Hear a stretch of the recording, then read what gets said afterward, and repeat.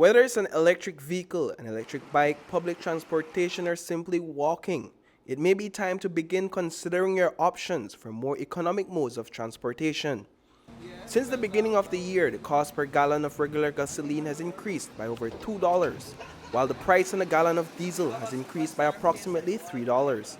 A gallon of premium gasoline has seen an almost $7 increase in the first half of 2022, and the motorists we spoke with today in Belize City have certainly seen their monthly fuel budgets balloon.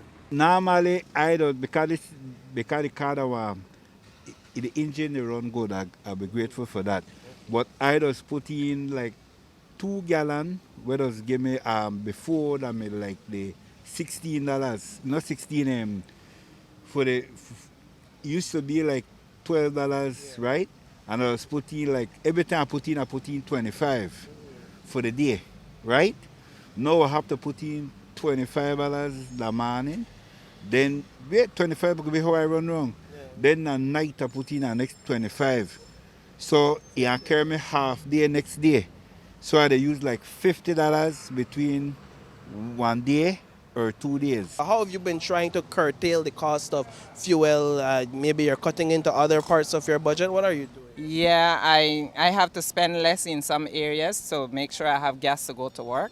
And one of the things I do is to buy gas early in the morning. Unfortunately, I got sidetracked today, so I buy gas early in the morning when the gas is cool. What does And that do for you?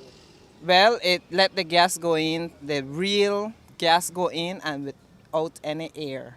So you get the gas when it's fresh and cool. If you want to buy real gas, buy it early in the morning and tell the pump guy to put it in slow. What I do with my friends is that, oh, that's illegal, I can't say. Okay. They call me instead of the taxi guy. So that's what I do to try to help. It's carpooling. Yeah, carpooling. Yeah, basically. That legal, right? I have to stop here every minute and buy only $10 worth of gas. Because as they get over the bridge, the thing done. Especially the unleaded. Yeah. It is just fumes, right? So I don't understand what's going on, but we know what's going on in the world. What are you trying to do to cut back cost? What am I trying to do? What could I do? I have to ride my vehicle every day, and I have to run my errands. I have a business. We also put these questions to our News 5 Live Facebook followers. The responses were varied. One user said she's no longer going out on pleasure rides and she now walks to the supermarket. Another follower responded by saying he does not keep track of his monthly fuel budget in order to keep his sanity. He has also cut back on joyrides. A third follower noted that she has relocated closer to work, a decision that she says has saved her hundreds of dollars on a weekly basis. Javier Canul traded in his pickup truck for an electric bicycle as his primary mode of transportation within Belize City. I want to say it's one of the best investments I've ever done. I have this bike about a month, and since then, I stop catch bus, I stop catch taxi, I stop catch everything unless I have to move in bulk. But basically, it has a button that you can push, and automatically it gives you power. That power, if you just want to cruise, you can just move like a motorcycle. Most of the time, I try to use it as a bicycle due to the extent of my belly, try pedal it, try stay in a shape and stuff.